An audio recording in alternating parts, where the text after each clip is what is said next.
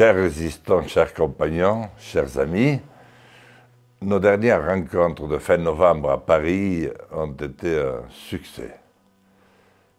Elles nous ont permis de redémarrer résistants après une année difficile due à mon état de santé d'abord, puis à la réflexion qu'il convenait de conduire.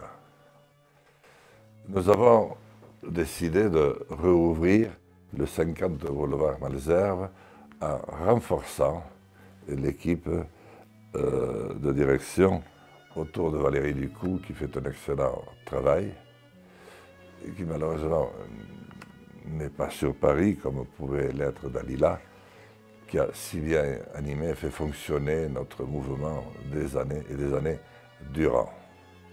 Donc il faut pouvoir répondre au téléphone, il faut pouvoir accueillir, il faut remettre ces machines en route et il faut que nous assurions une vie. Je sais que Valérie pourra compter sur Laure, Fabienne, Régine, Paul et tous les jeunes JJL qui ont fait leur retour en masse. Nous avons décidé de nous présenter aux élections européennes. Et nous avons étudié deux possibilités. La première, c'est de nous associer à une autre formation ou groupe politique.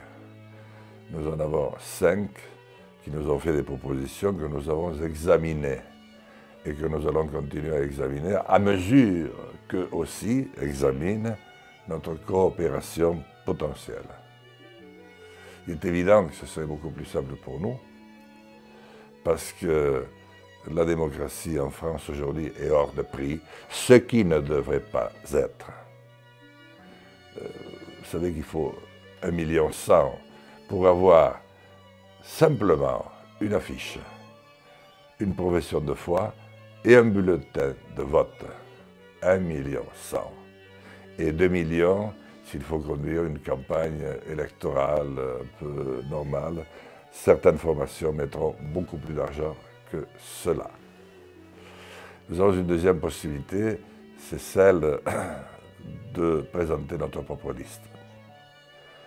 Le problème, il est toujours et encore plus financier que jamais. Donc je fais un appel aux membres, aux sympathisants, à la grande famille de résistants et de la France authentique pour mettre la main au porte-monnaie. C'est le moment. Si vous voulez que notre voix soit entendue, qu'elle retrouve sa dimension, je vous demande de faire cet effort. Si nous présentons une liste, nous avons aussi notre possibilité. C'est de trouver 3 ou 4 candidats qui ont de l'argent et qui, à ce moment-là, peuvent financer largement la liste. Nous étudions aussi cette possibilité-là.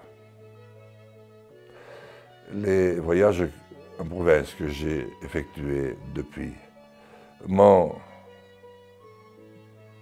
réconforté par l'enthousiasme que j'ai reçu, l'espoir que nous suscitons et qui tranche avec la peur qui s'installe de plus en plus profondément dans notre pays.